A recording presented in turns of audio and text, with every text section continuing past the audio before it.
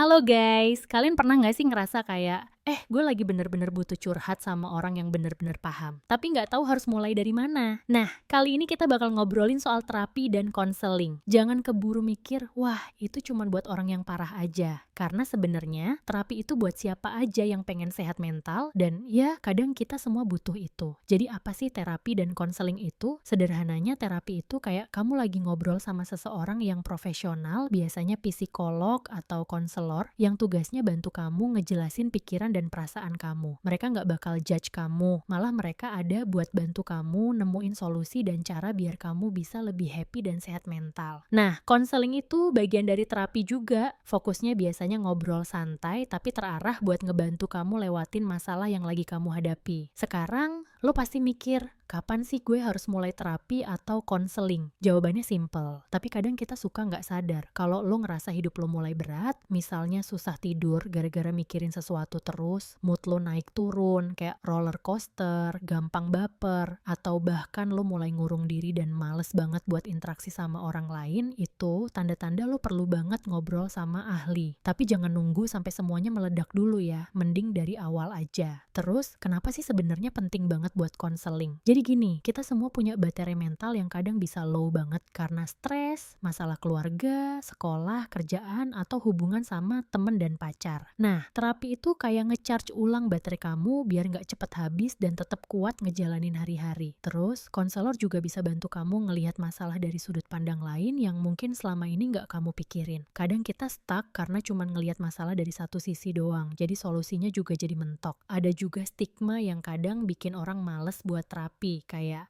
gue nggak gila kok, atau terapi itu buat yang parah aja. Padahal sama kayak lo ke dokter kalau badan sakit, ke psikolog itu buat kesehatan pikiran lo. Mental health itu nggak kalah pentingnya sama kesehatan fisik. Jadi jangan malu atau takut buat coba. Terapi itu bukan tanda kelemahan, tapi justru tanda lo berani ngurus diri sendiri. Sekarang gimana sih cara mulai terapi atau konseling? Pertama, lo bisa cari info tentang psikolog atau konselor yang punya reputasi bagus. Dan yang paling penting, lo nyaman ngobrol sama mereka. Nggak semua cocok sama satu orang, jadi kalau nggak klik, nggak apa-apa coba yang lain. Terus ada juga layanan konseling online yang sekarang makin banyak dan praktis banget buat yang sibuk atau malu ketemu langsung. Terapi itu juga nggak selalu harus lama-lama, kadang beberapa sesi aja udah cukup buat bikin perubahan besar di hidup lo. Tapi ya tergantung masalah dan kebutuhan lo juga sih. Yang penting konsistensi dan keterbukaan selama sesi itu. Ingat, ini bukan lomba, tapi proses buat jadi versi terbaik dari diri sendiri. Oh iya, jangan lupa terapi itu juga buat ngelatih skill coping atau cara lo ngadepin masalah di masa depan. Jadi bukan cuma buat ngefix masalah sekarang, tapi buat bikin lo lebih kuat dan siap hadapin tantangan hidup. Bisa dibilang konseling itu kayak personal trainer buat mental lo biar makin jago ngehandle stres dan emosi. Nah, buat kalian yang masih ragu, coba deh pikirin ini. Kalau lo bisa rutin ngecek kesehatan badan, kenapa nggak ngecek kesehatan mental juga? Karena dua-duanya saling nyambung. Kalau mental lo oke, badan juga bisa lebih sehat dan sebaliknya. Sekarang lo tahu kan, kapan dan kenapa pentingnya konseling dan terapi. Jadi, jangan tunggu sampai overwhelm atau stuck banget. Kadang kita butuh bantuan supaya nggak kebawa arus masalah terus-menerus. Terapi itu kayak recharge buat otak dan hati supaya lo bisa jalan lagi dengan lebih ringan dan happy.